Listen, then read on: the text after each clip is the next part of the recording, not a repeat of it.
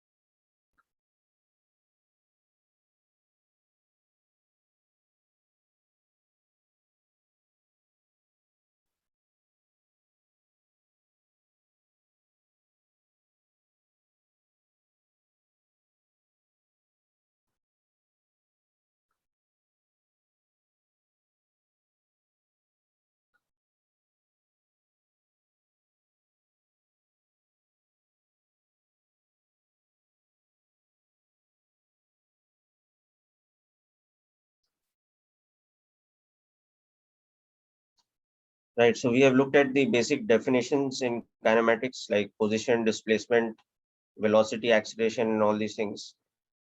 First of all, in the vector notation for general applications.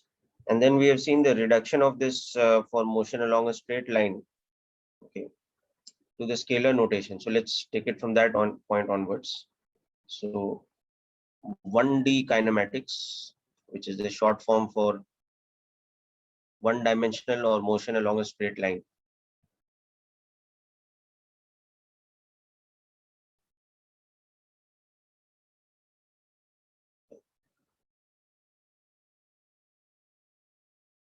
So we saw that in this position,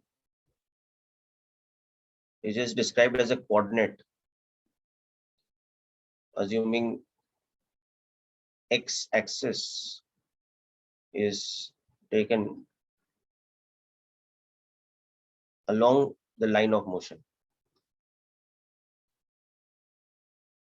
Okay, or whatever axis you've taken, that coordinate becomes the position. So displacement, we saw, becomes defined as change in position or final position minus initial position.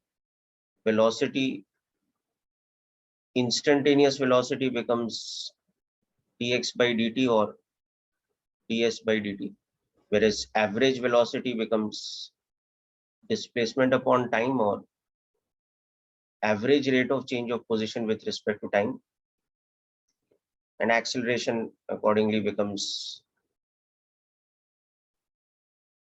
instantaneous acceleration becomes this, and average acceleration becomes delta v by delta t. Right? So these were the general definitions. Okay.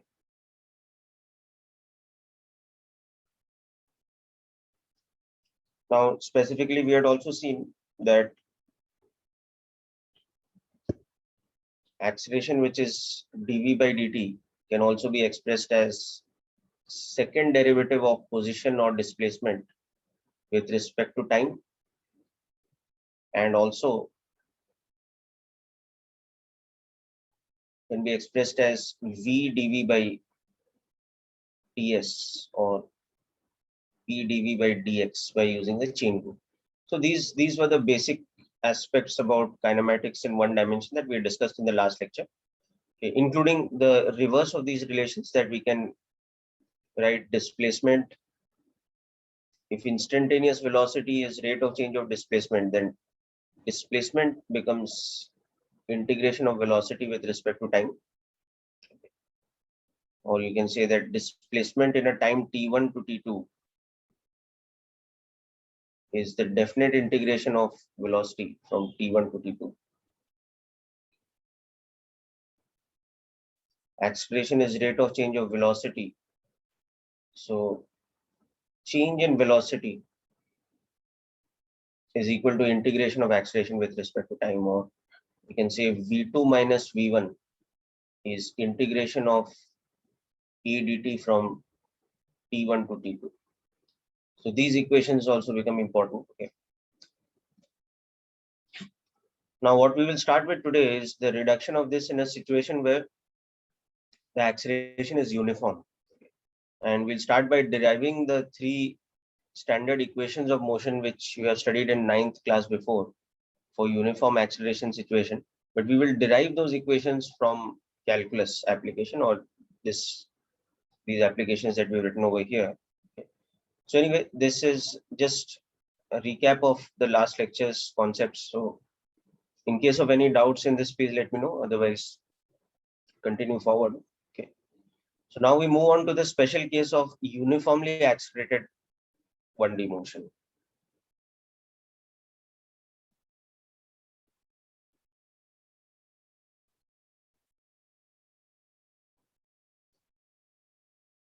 We'd also discussed about this in the board lecture, but we'll take it from the basics over here. And more importantly, the derivations we will discuss over here. So acceleration is uniform or constant. So it means that rate of change of velocity, acceleration is constant. So now suppose the initial velocity, that is the velocity at time t equal to 0, is equal to u. Then when we write this equation by cross multiplying dt on that side, okay, just by cross multiplying dt, we can say that in a small time dt, the change in velocity dv is that constant acceleration a into dt. So now we integrate this. We can use definite integration that at t equal to 0, the initial velocity was u, and at some instantaneous time t, let's say instantaneous velocity is v. So at t equal to t, the instantaneous velocity, that is equal to v. So this instantaneous velocity will come out as a function of t. Okay. So now it's a very simple integration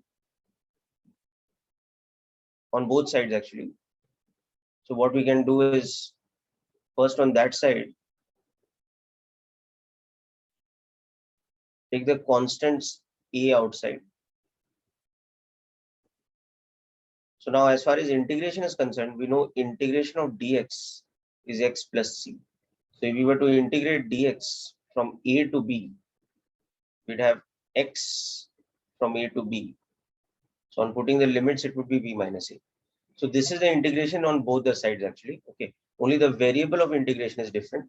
So here it's v. So dv's integration just becomes v, but the limits are from u to v. And on that side, integration of dt is just t. Okay, but the limits are from t equal to 0, t equal to t. So on the left hand side, the upper limit is v, the lower limit is u, so v minus u. On the right hand side, the upper limit is t, the lower limit is 0. So we get this. And from this, we get the relation that p is equal to u plus at. So this is our first equation of motion,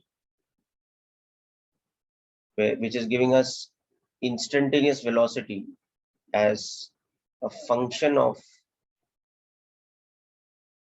time t. A is the uniform acceleration and u is the initial velocity. So they are both constants as far as this equation is concerned. T is the independent variable of time and v becomes the dependent variable of velocity. So at any time t, the velocity is dependent on the time by this relation that it is u plus at. Okay, so just make a quick note of this. We'll continue from this. A very familiar equation for you and very obvious thing, but here we are just relating it with calculus to derive this relation.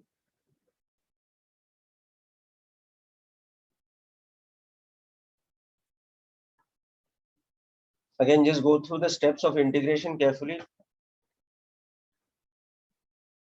Ask me in case of any doubt in that.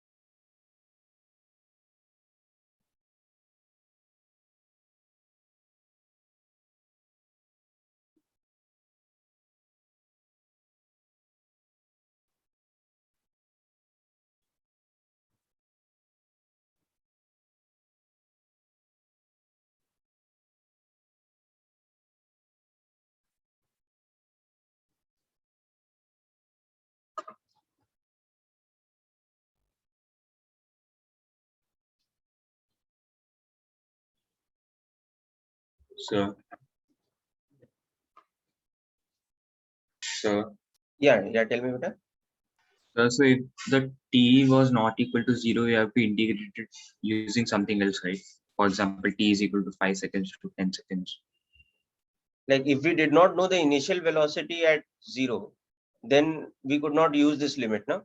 So suppose we knew instead in the question, the information is given in a different way, that we don't know the initial velocity, but we know the velocity after 2 seconds. Then we would integrate on the right hand side from 2 to t, and we would integrate on the left hand side from whatever that velocity was at 2 seconds to the final velocity at t seconds. You understanding my point now? Yes, sir. So here, for example, what's happening? So suppose the information I have is like this, that the acceleration is uniform at, let's say, 2 meters per second square. Okay, and initially at t equal to 0, my velocity is known to me, it's, let's say, 4 meters per second. Then I'll just use this equation that v is equal to 4 plus 2t. But where this equation is actually coming from, this equation is coming from this, that dv by dt is equal to a. So dv is a dt. Okay, so dv is equal to a is 2, so 2 dt, and now we integrate this. Now when we integrate this, this information will be substituted like this, that at t equal to 0, u is equal to 4, and at t equal to t, v is unknown. So this equation is now coming from this. Okay. Now suppose we had an example where this was not known, but instead something like this was known, that I know the uniform acceleration is, let's say, 5 meters per second square, but I know that at time t equal to 1 second, okay, the velocity, now I'll write that as v1 instead of u, let's say. Okay, so that velocity is something, let's say I know it was 10 meters per second. Okay, or let's say it was 12 meters per second, whatever be the case. Okay, now I will use the limits like this, that dv by dt is equal to a, so dv is equal to 5 dt in this case, but I can take t equal to 0, but I don't know the value of u, so it won't be useful. So instead what I'll do is I'll take t equal to 1 second here, and I will take v1 as 12 meters per second and v at time t. So now see how the integration will go. It will be v from 12 to v is equal to 5t, but limit 1 to t. So on putting the limits, this will become v minus 12 on this side. And on this side, it will become what? 5 into t minus 1, correct? So Yes, what sir. will this tell me? That this will tell me that v is equal to 12 plus 5t minus 5. So this will tell me that v is equal to 7. Okay, as a function of time, it is 7 plus 5t. So this would be the calculus approach of doing this question. Okay. But if you want to solve the same problem, now here I'm saying that find v as a function of time. So this is a calculus approach. Okay. But if you want to do it by the formula-based method, you can still do it by the formula-based method. Okay. And so in the formula-based method, what is happening? U is unknown. So what I'll use is I'll use the equation v equal to u plus at. But in that, I will substitute this information. This information I will substitute in this. So that will give me the value. And of course, a also I'll substitute. Okay. So the velocity of 12 meters per second is equal to some unknown initial velocity, but 5 into 1, because it's a velocity at 1 second. Right? Yes, So it sir. becomes a two-step process, but then I'm not having to integrate and all that. Okay. So this is telling me what is my initial velocity. It is 12 minus 5 was 7. Okay. And then I know, okay, that initial velocity is this one. So velocity as a function of time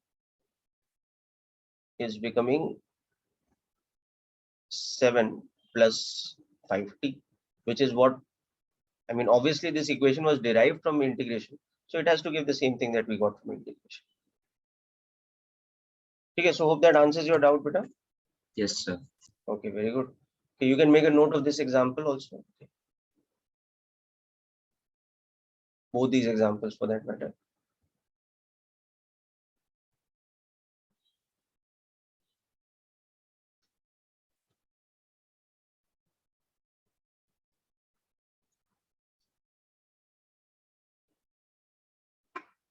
And after writing down these examples,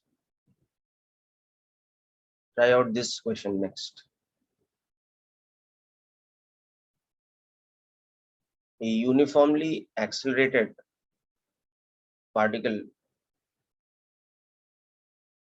moving along the x-axis has velocity, let's say 2 meters per second at time of 1 second, and velocity of, let's say, 12 meters per second at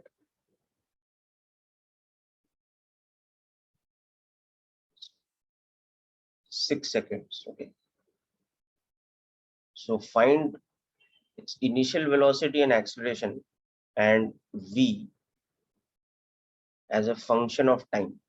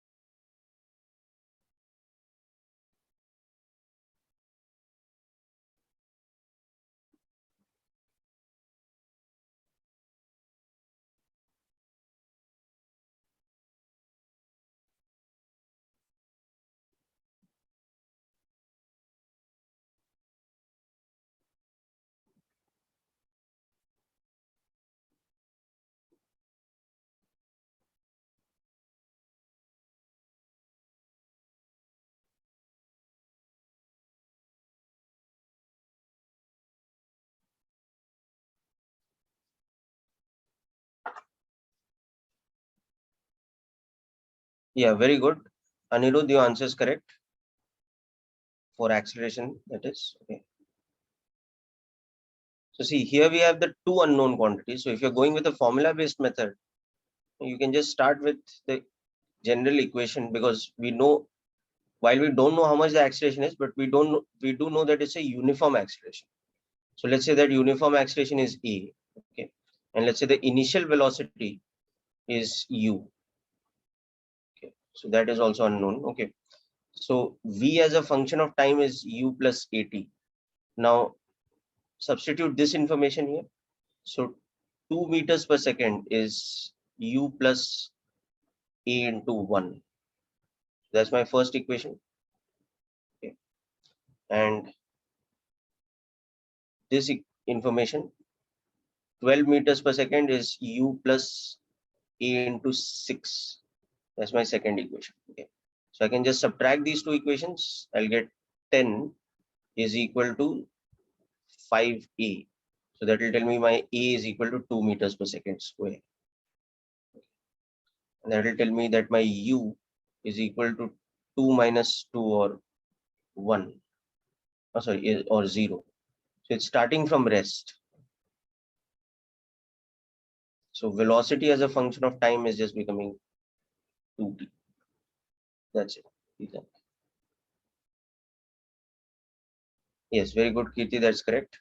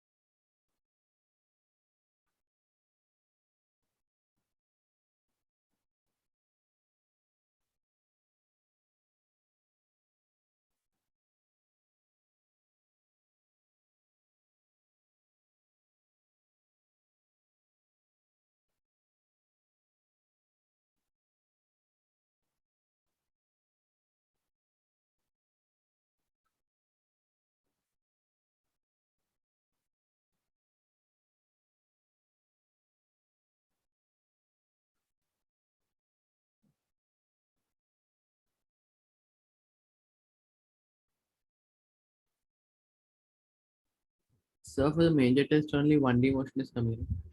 Yeah, only one dimensional motion will be coming. And it's now on 15th, right? Yes, sir.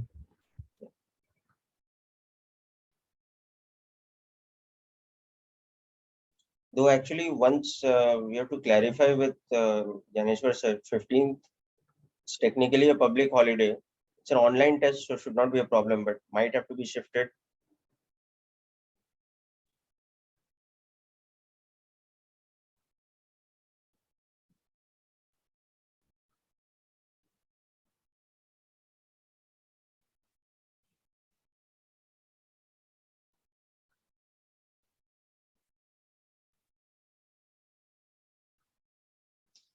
Okay, so this is clear, I hope, to all of you.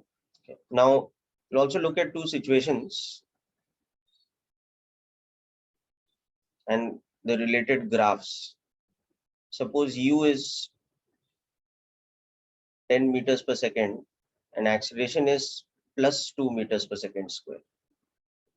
So this means that u and a are both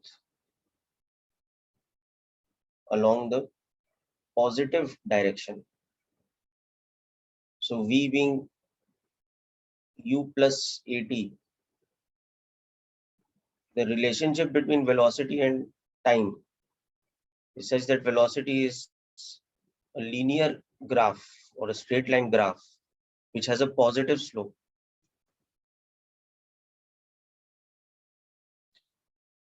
So this one will look like this.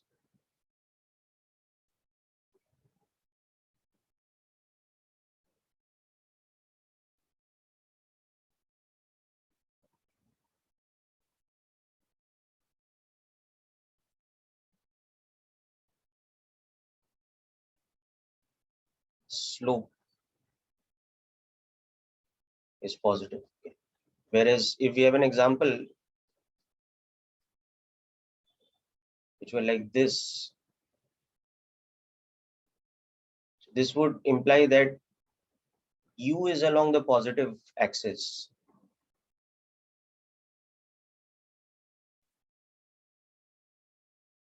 but a is opposite along the negative axis.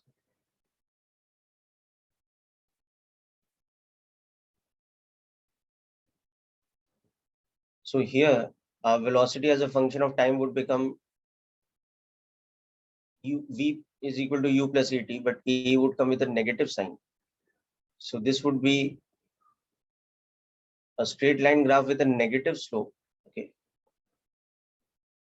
Now, generally speaking, if this continues for an indefinite amount of time, then eventually the velocity will also become negative. That means the direction of velocity will change. Of course, the motion might stop before that happens, okay, or the motion might discontinue after the velocity becomes zero. That's a different matter. But if we assume that is going on for an indefinite amount of time, then eventually what will happen is at some particular time, we will see that the velocity becomes zero, and after that the velocity becomes negative. So here the slope of this will be -2. Yes, very good, Kirti, that's correct. So what we will see here that at time t equal to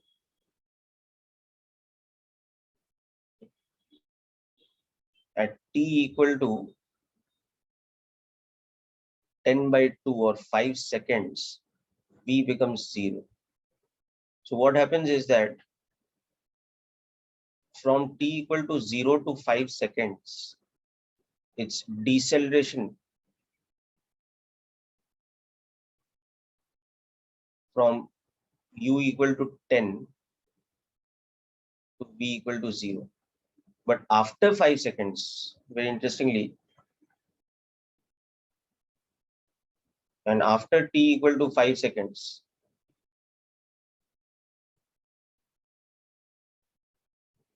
the velocity becomes negative. That means the direction has reversed.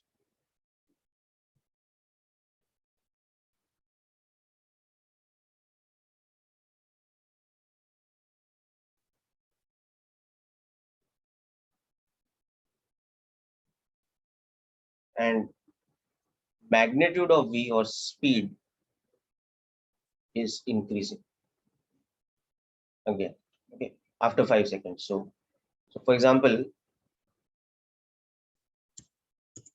can see that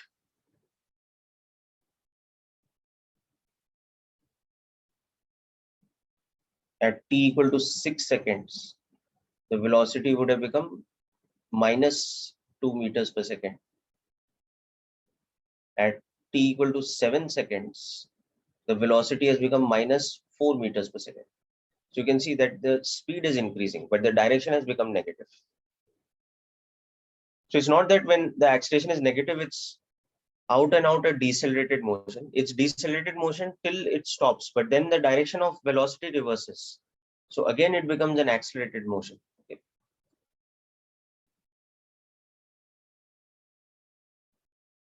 So these are some examples of VT graphs, velocity time graphs.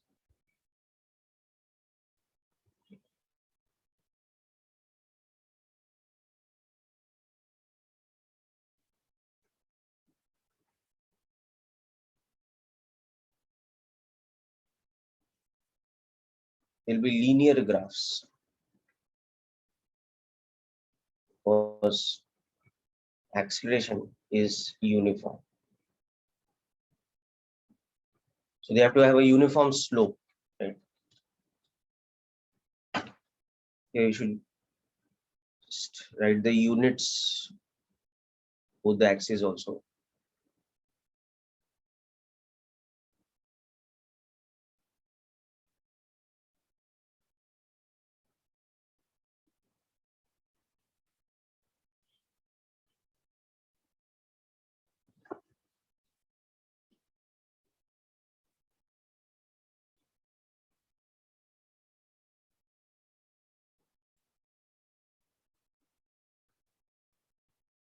After the graph crosses the positive t-axis, the motion becomes accelerated.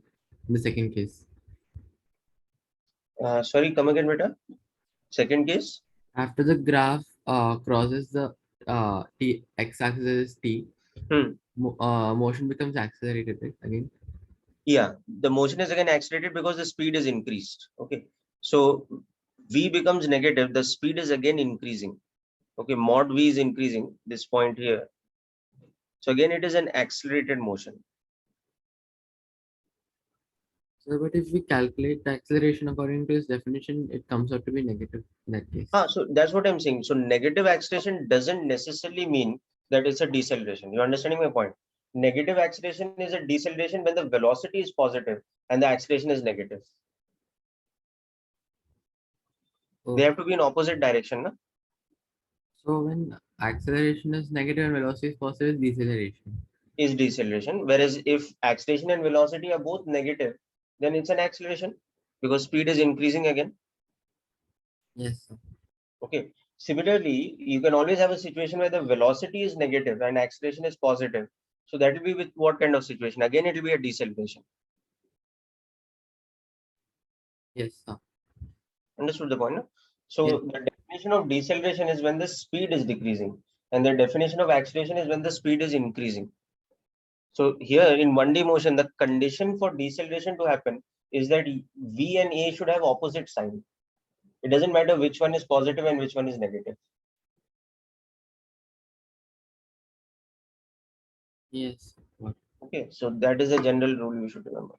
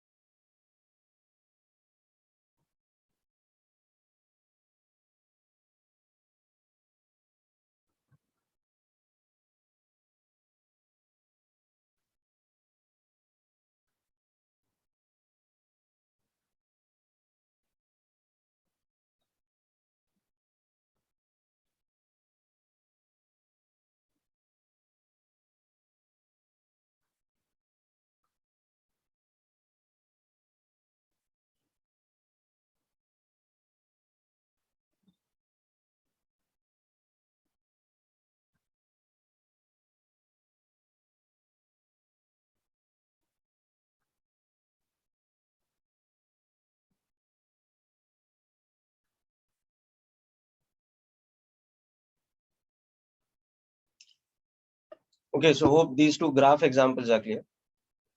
Now, next we'll move on to the relationship between displacement and time, how we get that now. So dv by dt, which is A, is uniform, and initial velocity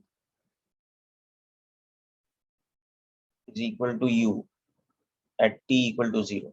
So we already saw that this means that v is equal to u plus at. This was the first equation of motion. Now from this, since we know that v represents instantaneous rate of change of displacement with respect to time, so ds by dt is equal to u plus at. So if we cross multiply here, we get this relation. Okay. And next we can simply integrate this. So by definition, at t equal to 0, the displacement is 0. Whereas at t equal to t, the value of the displacement is the instantaneous displacement. So left hand side is a very simple thing. ds's integration is s. And on that, the limit will go from 0 to s. On the right hand side, u and a are constants, remember. So integration of something like this. Suppose I had like this, alpha plus beta x dx, where alpha and beta are constants. That would give me what? It would give me alpha x plus beta x square by 2 plus c. So this is, so accordingly, integration of u plus at, the indefinite integration would be ut plus half of at square plus constant. But here we'll do definite integration, so we'll put the limits. So on this function, we have to put the limits t equal to 0 to t equal to t.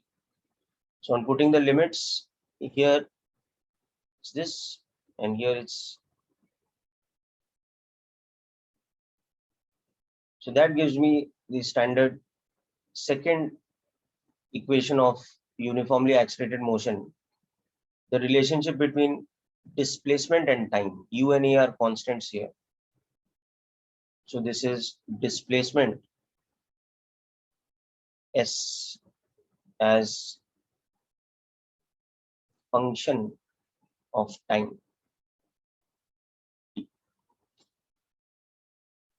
Okay, so this is the derivation of it by the by the use of definite integration.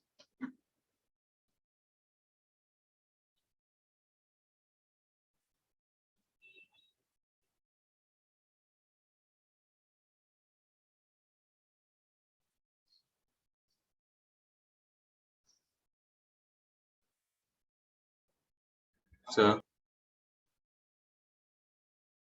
sir,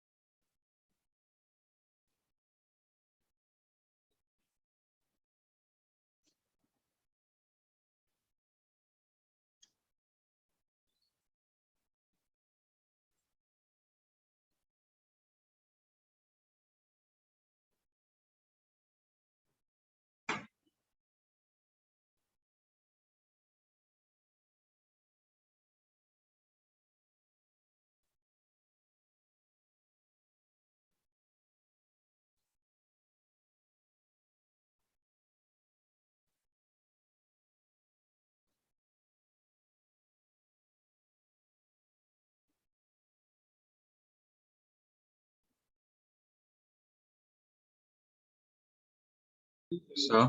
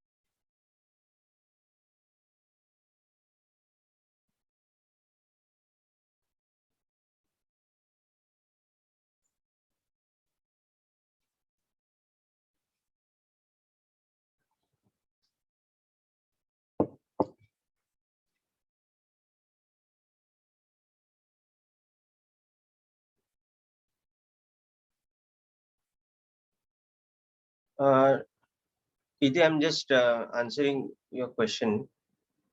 Okay. So this kind of integration, no?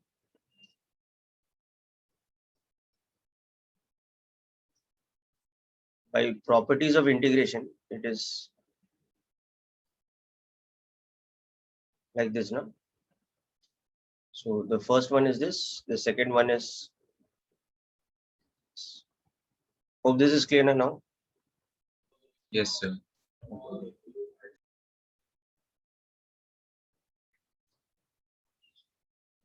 Okay, so again, let's understand displacement time graphs in two situations.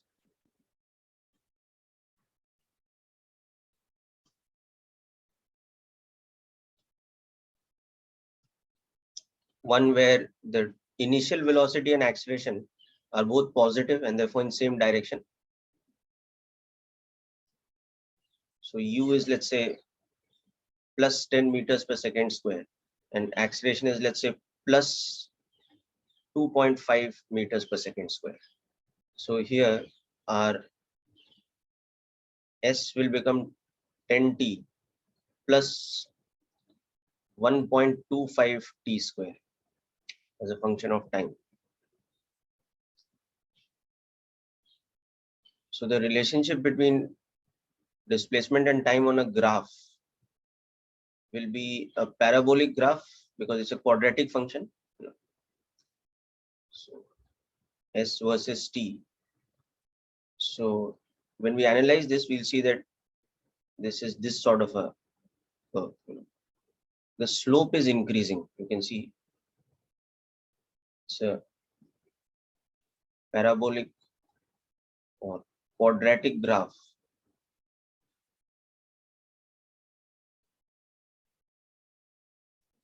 The slope is increasing because the slope of displacement with respect to time is instantaneous velocity, and you can see that is increasing.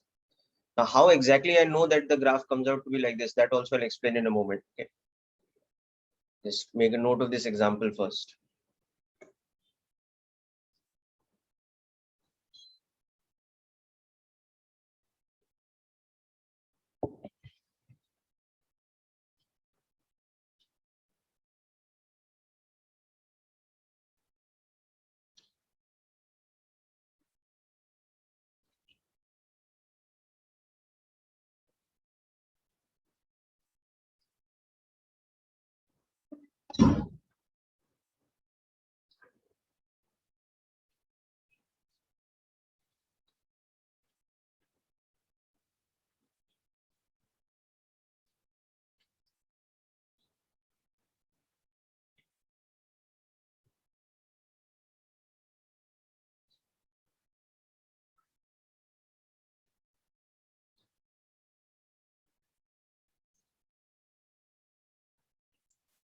Okay. Now let's look at an example where our acceleration is negative. So opposite in direction. So again, if u was plus 10 meters per second square, but this time the acceleration is opposite, so it's minus 2.5 meters per second square. So you can see the velocity is decreasing with time initially, and the displacement is like this. So that should get reflected in our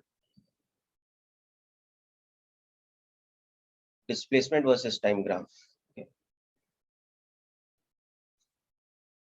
So if we look at our displacement versus time graph, it should also kind of reflect what is happening in the velocity time graph.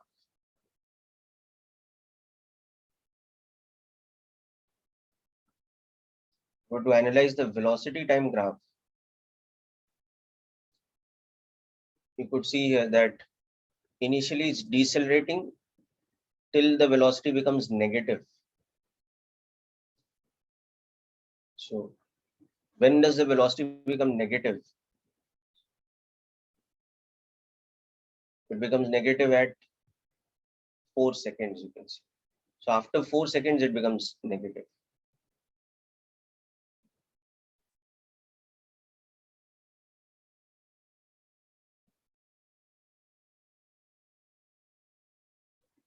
So accordingly, you will see that the displacement versus time graph is a parabolic graph, okay, but it has a slope which is initially positive but decreasing.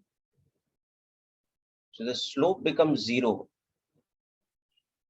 exactly at 4 seconds. And after that, the slope becomes negative because the velocity has become negative. Okay. So in a properly drawn graph, just try and draw a more smooth curve.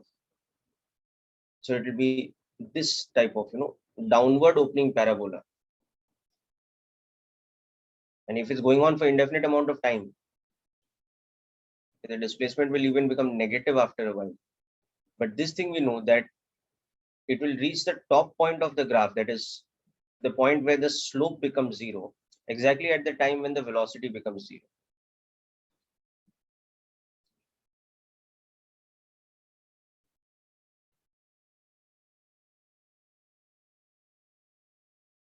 You can see that the displacement becomes 0 at exactly 8 seconds. And after that, the displacement becomes negative. So I'll help you with the visualization of this also, but just make a note of this section first.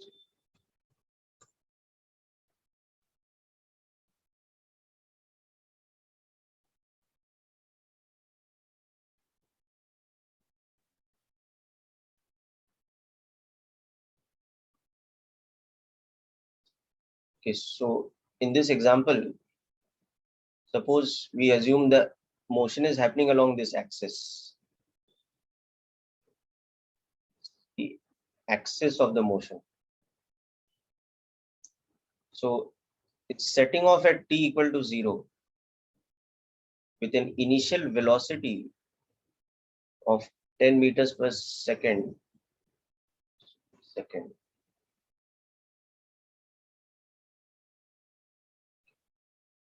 But an acceleration of minus 2.5 meters per second square. So that is why you can see that after 1 second, for example, its velocity is reduced to 7.5.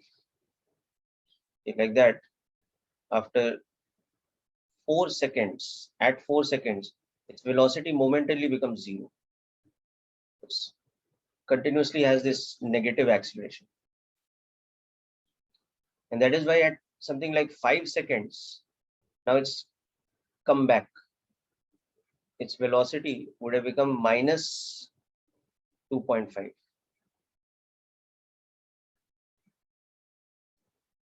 And like that, by the time it comes to 8 seconds, it's back to where it started. Velocity and acceleration are both negative. So you can see that at 8 seconds, the displacement has become 0 because it has gone like this for 4 seconds. And then it's returned back along that same path and reached here again at t equal to 8 seconds. So it's at rest over here. Here, while going, it is decelerating. And while coming back, it is actually accelerating because its speed is increasing. And if the motion continues after that, so at t equal to 9 seconds or 10 seconds or whatever, you can see that the displacement would have become negative. So that is the logic of this graph. Whereas in the above one, nothing like that is happening. The motion is just continuing along the same axis with increasing speed.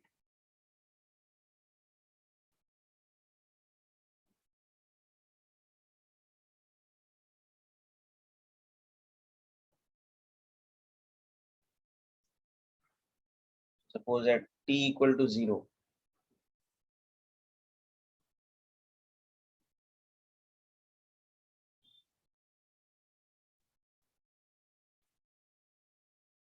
so at t equal to 1 second, the velocity would have become 12.5. At t equal to 2 seconds. So all the time it's having an increasing velocity and the displacement is increasing in such a way that the slope is increasing.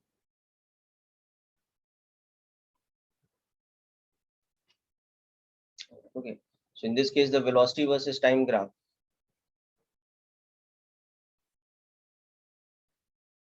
It's all the way increasing.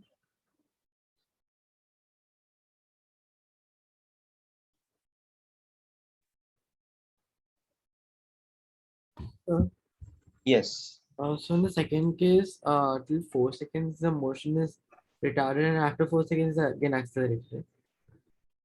Yes, very good. So what happens now from 0 to 4 seconds, you can see in the below diagram where I've represented the motion on the axis, how it's actually happening for the particle.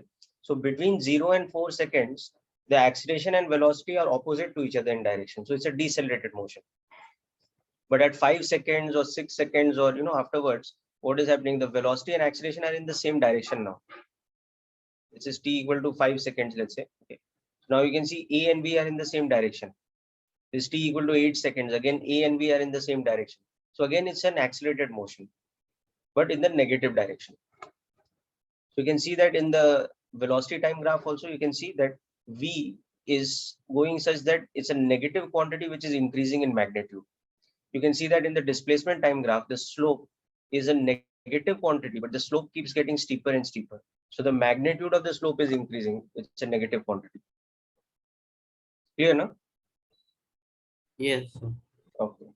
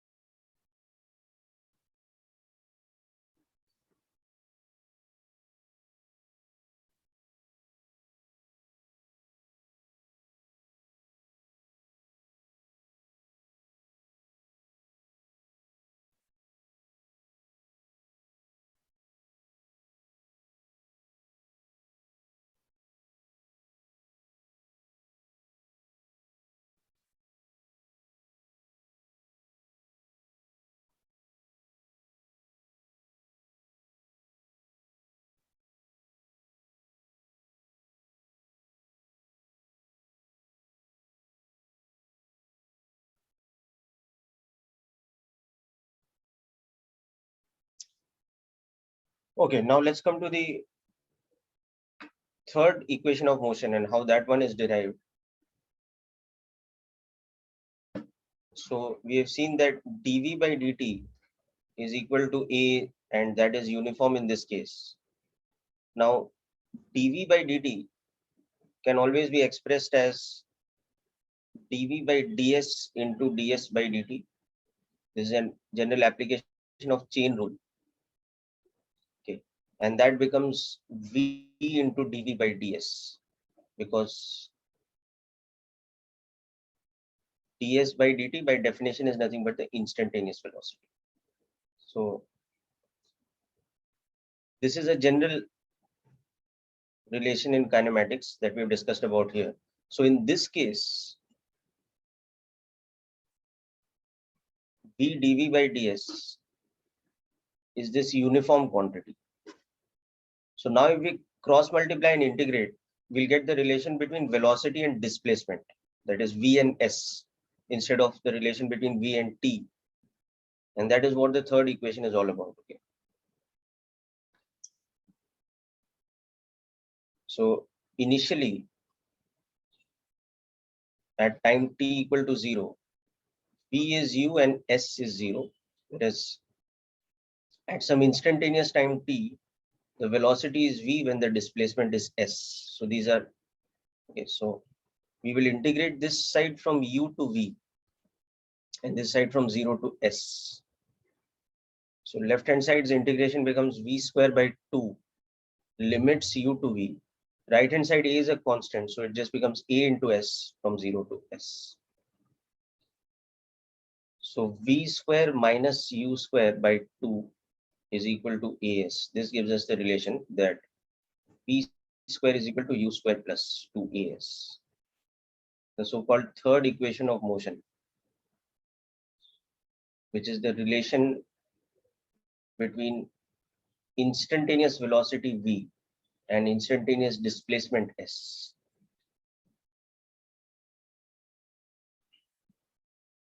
This can also be shown algebraically from equation 1 and 2 by eliminating time, but this is the calculus derivation, the proper integration or definite integration method of deriving this third equation.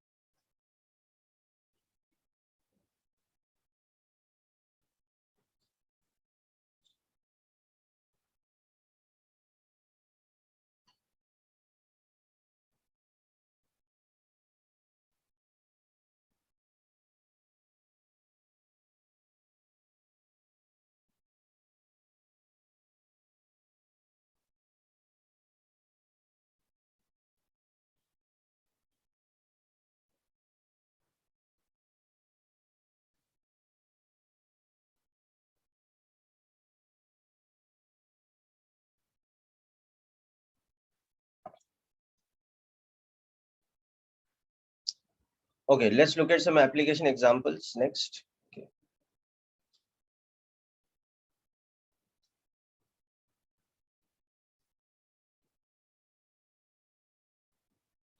So remember, any situation that we are solving where the acceleration is uniform, you have to just manipulate these three equations according to the information given in the question. You have to just create some sort of combination of the three equations so that you can solve for the unknown quantities. Nothing else is required, no integration, nothing.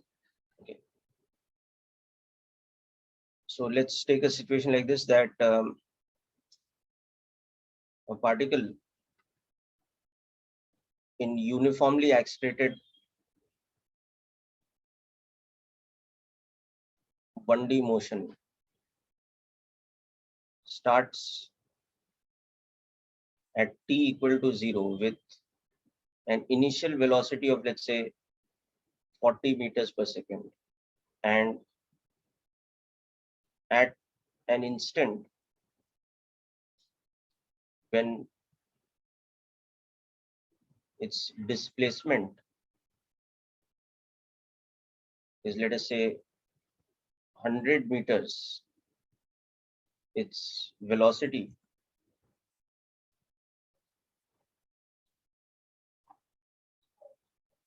v was, let us say, 60 meters per second. So find the acceleration and the time t at which s is equal to 100 meters. Okay, just try this question out, people.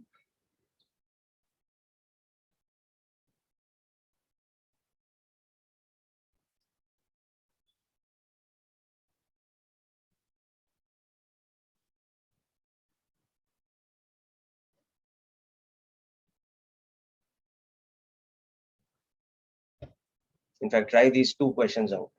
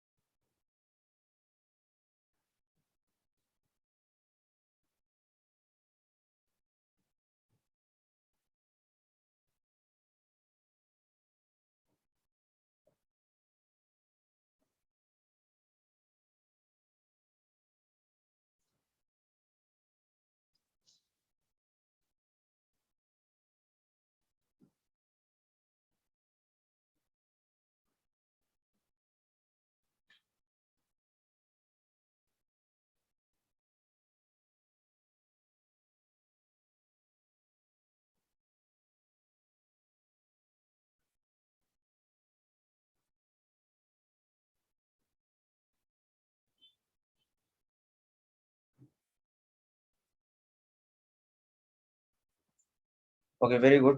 Kirti, first one is correct. Try out the second one and also the value of time. Good, correct. Anirudh, both answers are correct. Kirti, both answers are correct. Move on to the second one, both of you.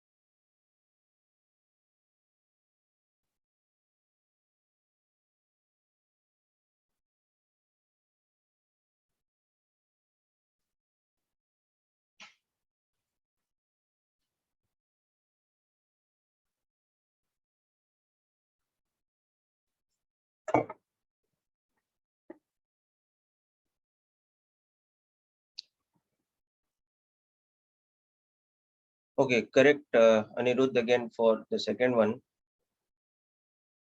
the first two parts. Yes, Kirti, correct for the acceleration. Okay, now I'm solving the first question. First of all, you should get A as 10 meters per second square, and you should get this time as 2 seconds. Now, how we get this is that from this information, you can just use this, that V square is equal to U square plus 2AS.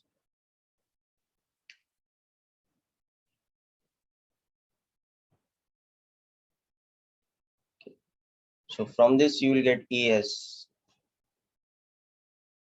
10 meters per second square. And then you can use this equation that V equal to U plus 80. So 60 is equal to 40 plus 10 into T. So you'll get T is equal to 2 seconds. So as you can see, it's just about manipulation and direct substitution. Now here you can see that V versus T is a straight line. So that means the acceleration is uniform, first thing. And you can see that it's a straight line with a negative slope.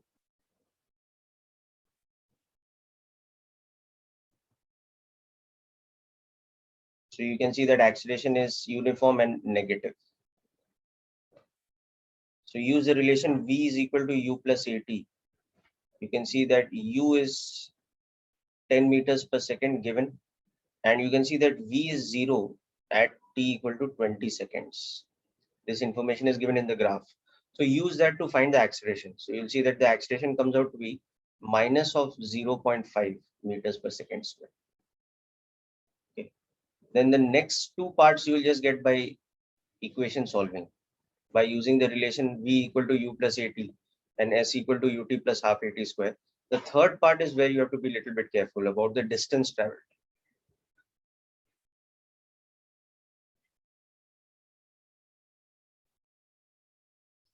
No, so Anirudh and Kirti, the hint to both of you is that, see what is happening for the fourth part, the particle is actually going in the forward direction for 20 seconds, stopping and then coming backwards. So that the direction is reversing. No? So distance will not be the same as displacement.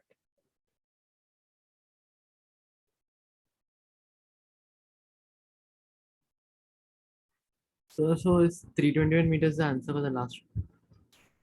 No, it's less than that, beta.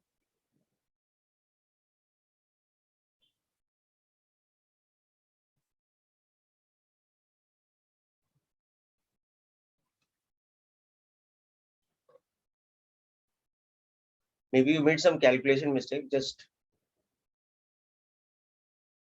no, you can just divide the motion into two parts, huh? From 0 to 22 seconds. First make it 0 to 20 seconds, then from 20 to 22 seconds, get the individual displacements. Okay. Then understand from that how you'll get the distance traveled. Okay, sir. You're understanding, no? Because 20 seconds is that critical time when the direction is changing. Up to 20 seconds, the direction is positive. And then from 20 to 22 seconds or any time after 20 seconds, the direction is becoming negative. Okay, so take that into account. Okay, I'll give you the answer in a minute. Just try it out.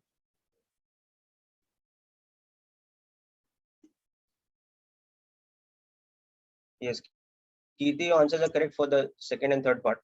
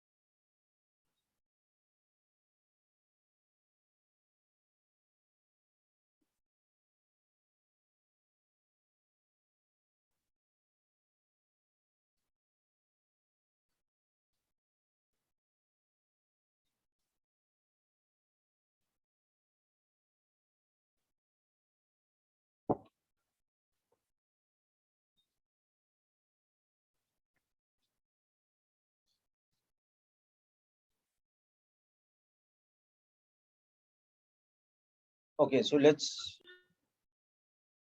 understand this. Okay,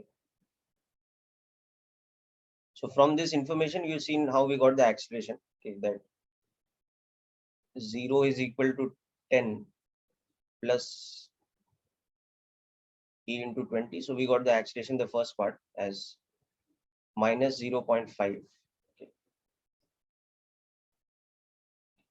Now the second part,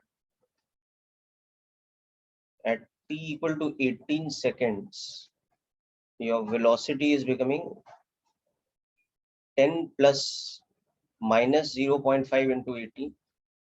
So your velocity is becoming plus 1 meter per second square. That you can see in the graph is probably somewhere here.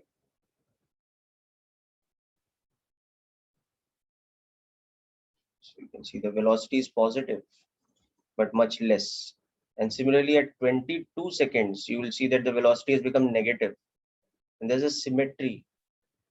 Okay, so it's quite easy to guess actually that this will be minus 1, because this is 2 seconds after and this is 1 second, 2 seconds before. So it should come out that way, but anyhow, we'll prove that also. So S will become, so that in this case is 10t minus 0.25 t square. No? So this will become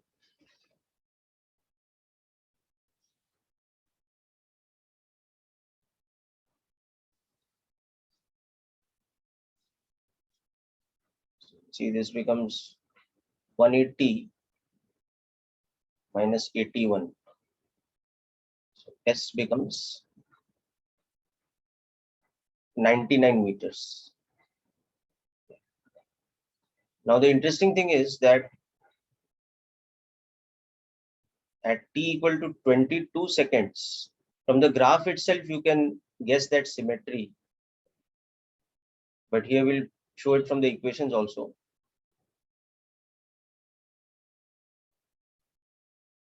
What will be minus 1 meter per second. I don't know why I'm making this mistake repeatedly today. All velocities are in meters per second, not meters per second square. And the displacement will be back to that same value, because it actually, in the 2 seconds after 20 seconds, it retravels.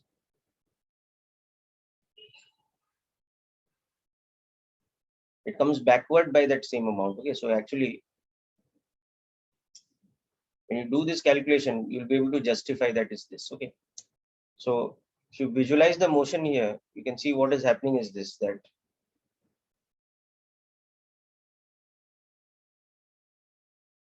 set off at t equal to 0 with an initial velocity of 10, but an acceleration which is backwards. Okay, so if it reached here at t equal to 20 seconds, when the velocity became 0, then on the way here, it was somewhere here at 18 seconds with a forward velocity of 1 meters per second. Then on its way back also, it will be crossing this point with a negative velocity of 1 meters per second square at t equal to 22 seconds. Is that symmetry? You can understand from the graph. Okay. So now for the fourth part, that is the thing you have to pay attention to. That is going forward for 20 seconds and then coming back for 2 seconds. When you look at the interval of time from 0 to 22,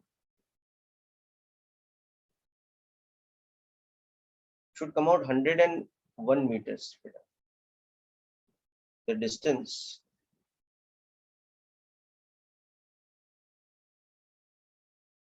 let's work it out. From 0 to 22 seconds should come out to be 101 meters. I'll explain how it comes to be that. Okay.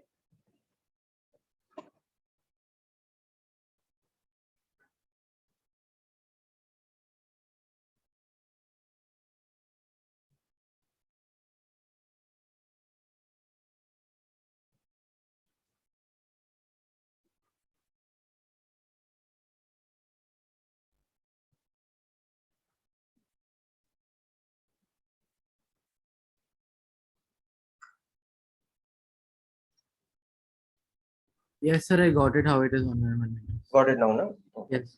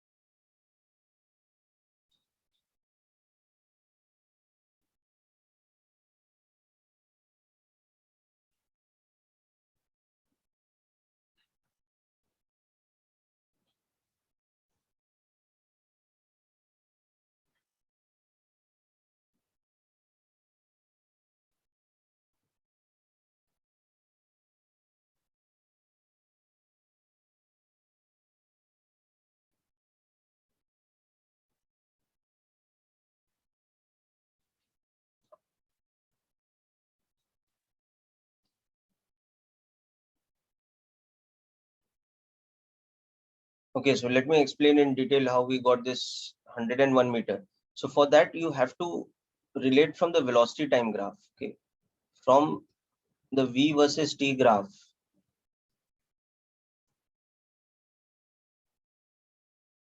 what we've understood that the motion is along the positive axis from t equal to 0 to 20 seconds. Okay, and then along negative axis from 20 seconds onwards. Okay. So what will happen is that the displacement from 0 to 20 seconds will be positive. Okay. But displacement from 20 to 22 seconds will be negative. Okay. For that fourth case. So the distance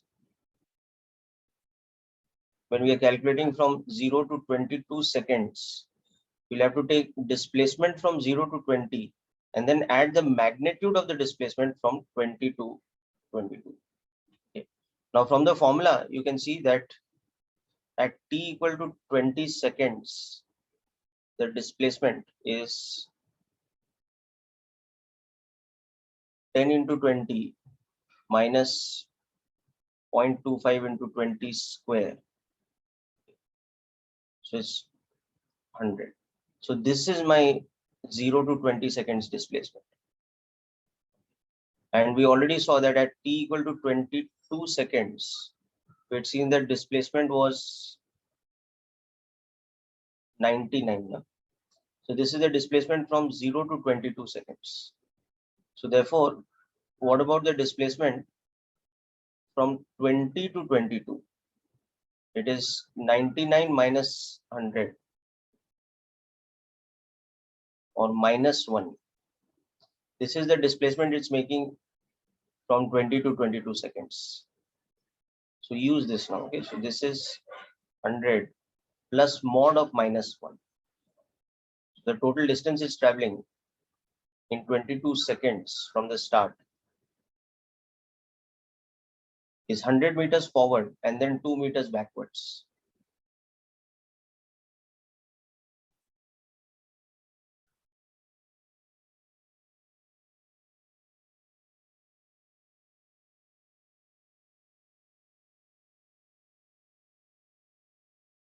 No, Kirti, we don't need to do definite integration. We can just still manipulate it from the formula only.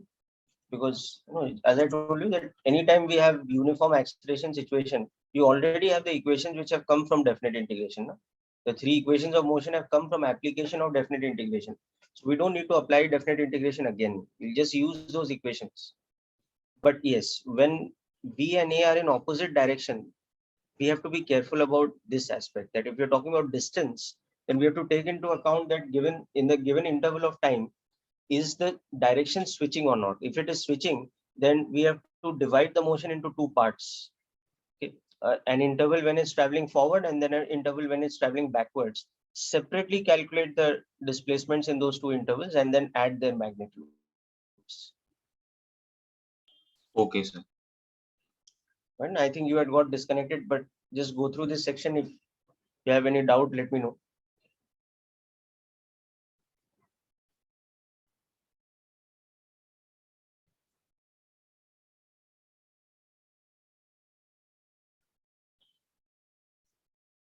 Okay, people. So with this, we conclude today's session. We have one more session coming up next week before your test, because now it's on 15th. So in that also we'll discuss applications of motion along a straight line, particularly uniformly accelerated motion.